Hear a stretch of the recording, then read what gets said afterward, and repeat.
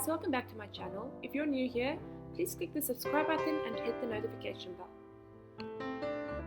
Today I'm going to show you and give you a few tips and tricks on how to draw Mulan from, well, Mulan.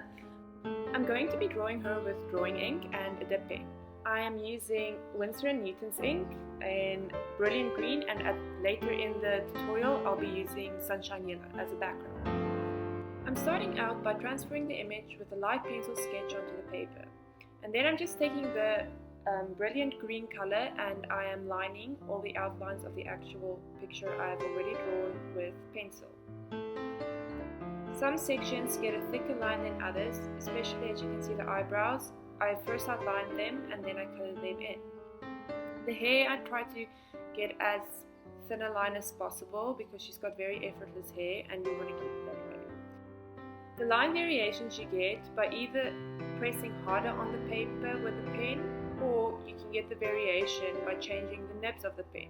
Some of them have a very thin, tiny end, which gives you very thin, tiny lines, and others have a thicker end, which will give you a more thicker line.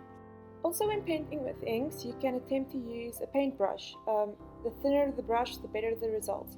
But remember, you get a thicker, more solid line when using a pen compared to a paintbrush. So it's all up to personal preference though. The cloth around her waist is a bit more darker than the rest of her clothes. So I just colored it in with a light green, few stripes to give it a bit more definition. And now I'm adding in shading. The parts under her arm will obviously be a bit more darker than the parts not covered by her arm. So that is where I'm focusing the more shading part of. Now I'm moving to the face. I add a bit of detail, and I started with the lips, just outlining it and giving it a chance to dry. Then I move over to the eyes, and here I'm just outlining it again and coloring in the pupil, leaving a white spot for highlight.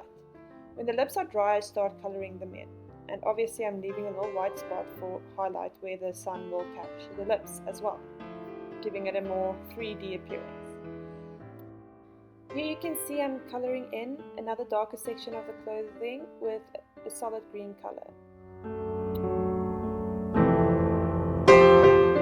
I want to focus more detail on the hair, so for simplicity's sake, I decided to completely color in the headband with green, not to take away some of the detail from the hair.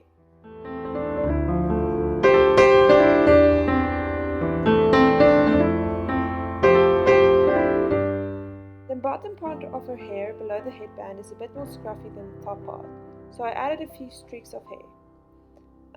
Then I realized that I kind of forgot to add the nose, so I just quickly drew that in with pencil, and I'm heading back to the hair. Where the headband and the hair touches there will be a shadow, and you want to create that with a few green lines and focusing darker closer to the edge of the headband and closer to the crease in the hair. Moving to the other side of the hair, I'm going to add shadows where the neck and the hair meet. And because I'm using ink, like I said before, you just add shadows by adding a bit of lines. Again, closer to the neck area will be a bit darker than further away. You can also use a brush if you don't want to add lines with your dip pen, if you want more subtle shadows in that area.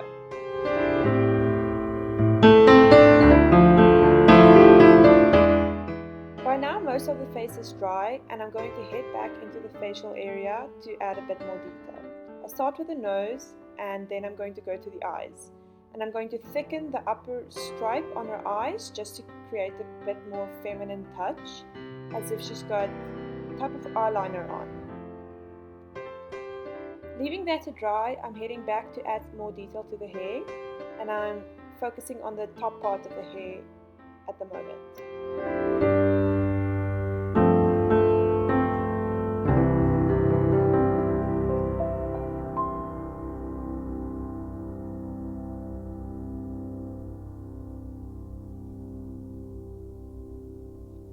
Now I'm heading back to her clothes, and I want to add shape to the silhouette by creating shadows where her arm and her back meets.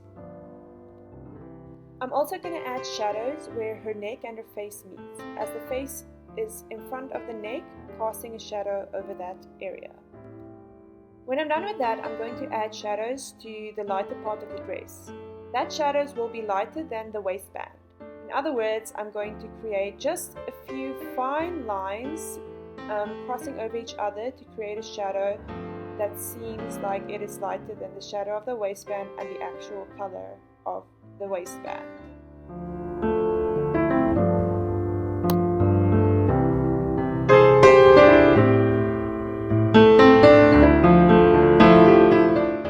After the image is finished, I want to make the image pop. And by doing this, I'm going to add a color to the background that will accentuate the green. I decided to go with yellow because yellow is a very bright color and it usually makes other colors stand out. Whether it be green or pink or blue, yellow usually gets the job done. So I'm just using the yellow ink from Winsor & Newton, Summer Yellow, and I'm adding it to the back, mixing it with water. Against the silhouette, I'm adding it a bit darker, fading it to light as we move away from the image. I start from the one side of the image, then I move towards the other side of the image, taking care not to go over the line and getting yellow on the inside of the actual image, because that will defeat the purpose.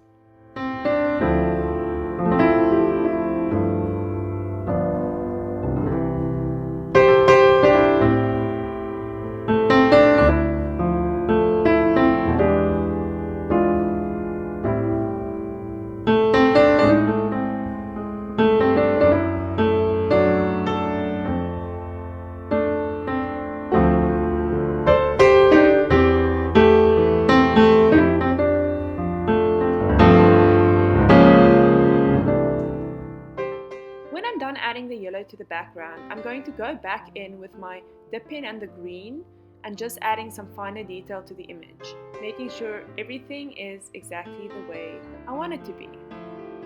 So that concludes our quick tutorial on how to draw Mulan with ink and a dip pen. Thank you so much for watching and have a lovely day. Please don't forget to subscribe and give this video a thumbs up if you liked what you saw.